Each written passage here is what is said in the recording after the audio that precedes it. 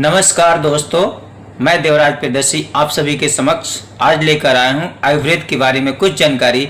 तो मैं जब ये जानकारी दूं उससे पहले मेरे चैनल ब्रेन साइकिल को सब्सक्राइब कर लें और लाइक करना ना भूलें। साथ साथ मैं आज ये भी बताना चाहता हूं कि मैं भविष्य में हमेशा हेल्थ के टॉपिक पे बात करते करते जीवन की सारी प्रॉब्लम्स, ब्रेन में क्या चलते हैं, इंसान की मन में क्या व्याख्या होती है, मन कैसा वर्क करता है, सभी टॉपिकों पे बात करूंगा। तो मेरे साथ जुड़े रहिए और मेरे साथ जुड़े रहने के लिए मेरे चैनल को सब्सक्राइब और लाइक करना ना भूलें। तो आइए मैं आज अपने बारे में सबसे पहले ये सब बताने से पहले अपने बारे में कुछ बताना चाहूँगा।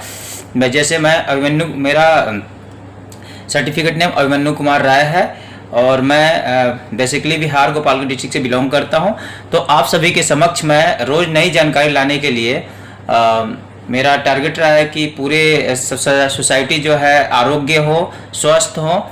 मैंने बी फार्मा किया लवली प्रोफेशनल यूनिवर्सिटी से 2011 to 15 बैच, और अभी जो है हम अपना बिजनेस करेंटली रन कर रहे हैं। साथ साथ अपना जो है आप लोगों के समक्ष नए नए वीडियो लाने का प्रयास कर रहे हैं, जिससे आप लोगों को कुछ लाभ मिलते रहें।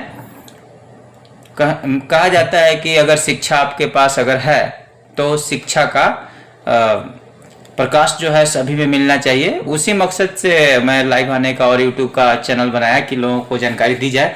ऐसे तो चैनल पे बहुत सारे लोग बहुत कुछ बोल रहे हैं, लेकिन मेरा मकसद यही है कि लोगों के लाभ के लिए मैं बना रहा हूँ।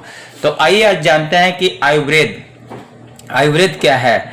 आयुर्वेद का शाब्दिक अर्थ आयु का वेद, मतलब आपकी आयु की पूरी कुंडली जो है आयुर्वेद में है। तो आज जान लेते हैं आयुर्वेद क्या है। एक वैकल्पिक चिकित्सा प्रणाली है जिसकी जड़ें भारतीय उपमहाद्वीप में है। भारत, नेपाल और श्रीलंका में आयुर्वेद का अत्यधिक प्रचलन है, जहां लगभग 80% जनसंख्या इसका उपयोग करती है। आयुर्वेद विश्व की प्राचीनतम चिकित्सा प्रणालियों में से एक है। आयुर्वेद के ग्रंथ 3 शारीरिक दोषों, त्रिदोष, वात, पित्त, कफ के असंतुलन को रोग का कारण मानते हैं। वात, पित्त, कफ ये 3 का त्रिदोष होता है, इसमें अगर असंतुलन हो जाए तो रोग होता है। और सम दोष की स्थिति को आरोग्य, सभी का अगर बैलेंस है तो आप आरोग्य हैं, मतलब स्वस्थ हैं।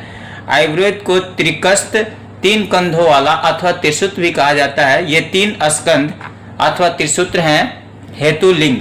इसी प्रकार संपूर्ण आयुर्वेदीय चिकित्सा के 8 अंग माने गए हैं।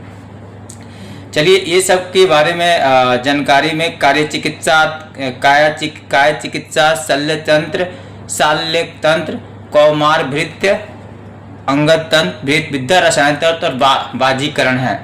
कुछ लोग आयुर्वेद के सिद्धांत और व्यवहार को बहुत अधिक महत्व देते हैं और इसे स्वयं ब्रह्मा ने प्रजाहित के लिए दिया हुआ विज्ञान ऐसा मानते हैं। अन्य इसके बजाय इसे एक प्रोटो साइंस या ट्रांस साइंस सिस्टम मानते हैं। हालांकि कुछ आयुर्वेदिक उपचार कैंसर के लक्षणों को कम करने में मदद कर सकते हैं, लेकिन इस बात का कोई अच्छा प्रमाण नहीं है कि आयुर्वेद के माध्यम से इस बीमारी का इलाज या ठीक किया जा सकता है। मेरा मानना है कि ऐसे तो ये जानकारी सब इंटरनेट बताता है कि आयुर्वेद जो है बहुत सारी चीज नहीं कर सकता। हाँ, मेरा यही मानना है कि आयुर्वेद सभी बीमारियों का इलाज कर सकता है, परंतु कुछ एक्सीडेंटल केस जो तुरंत जिसको उपचार की जरूरत होती है उसको एलोपैथी का ही सहारा लेना पड़ेगा, क्योंकि उसमें फास्ट, क्विक और न्यू मॉडर्न टेक्नोलॉजी का इस्तेमाल किया गया है सारे ट्रीटमेंट में। लेकिन जो बीमारी धीरे है, जिससे इंसान को ज़्यादा कुछ नहीं बिगड़ रहा है, उस बीमारी में इंसान को चाहिए कि वो आयुर्वेद का सहारा ले और अपने स्वास्थ्य को अच्छा बनाए। चलिए अभी इन्हीं वीडियो के साथ मैं आयुर्वेद की जानकारी के साथ आज का वीडियो समाप्त करता हूँ। अगले वीडियो में मिलता हूँ सारे आयुर्वेद से रिलेटेड जो भी इलाज हैं। नहीं, साथ साथ एक और चीज जान लेते हैं हम लोग, आयुर्वेद का इतिहास भी जान लेते हैं। पुरातत्व के अनुसार संसार की प्राचीनतम पुस्तक ऋग्वेद है। विभिन्न विद्वानों ने इसका रचना काल ईसा के 3000 से 50,000 वर्ष पूर्व तक का माना है। ऋग्वेद संहिता में भी आयुर्वेद के अति महत्व के सिद्धांत की तत्र विकीर्ण, चरक, सुश्रुत, काश्यप आदि मान्य ग्रंथ आयुर्वेद को अथर्ववेद का उपवेद मानते हैं। इससे आयुर्वेद की प्राचीनतम सिद्धि होती है। अतः हम कह सकते हैं कि आयुर्वेद की रचना काल ईसा पूर्व 3000 से 5000 वर्ष पहले, यानी सृष्टि की उत्पत्ति के आसपास या साथ का ही है। शल्य तंत्र शल्य प्रक्रिया जो है आयुर्वेद के प्राचीनतम ग्रंथों के अनुसार यह देवताओं की चिकित्सा पद्धति है, जिसके ज्ञान को मानव कल्याण के लिए निवेदन किए जाने पर देवताओं द्वारा धरती के महान आचार्यों को दिया गया।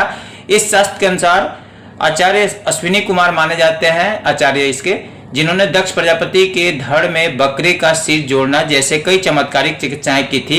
अश्विनी कुमार से इंद्र ने यह विद्या प्राप्त की। इंद्र ने धन्वंतरी को सिखाया। काशी के राजा दियोदास धन्वंतरी के अवतार कहे गए हैं। उनसे जाकर अलग अलग संप्रदायों के अनुसार उनके प्राचीन और पहले आचार्य अत्रेय और सुश्रुत के आयुर्वेद को पढ़ा। अत्रि और भारद्वाज भी इस शास्त्र के प्रवर्तक माने जाते हैं।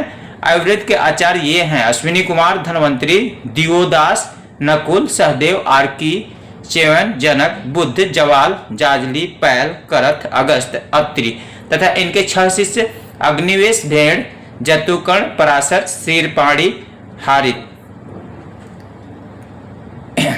आयुर्वेद का अवतरण जो है ऐतिहासिक ज्ञान के संदर्भ में चरक मत के अनुसार आयुर्वेद का ज्ञान सर्वप्रथम ब्रह्मा ने प्रजापति।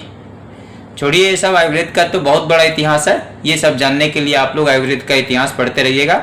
मेरा लक्ष्य यही है कि इससे क्या होता है, इससे कैसे जुड़ना है, लोगों को जानकारी देना। तो इन्हीं वीडियो के साथ मैं इन्हीं बातों के साथ अपने वीडियो का मैं विराम देता हूँ। मिलते हैं अगली वीडियो में। नमस्कार।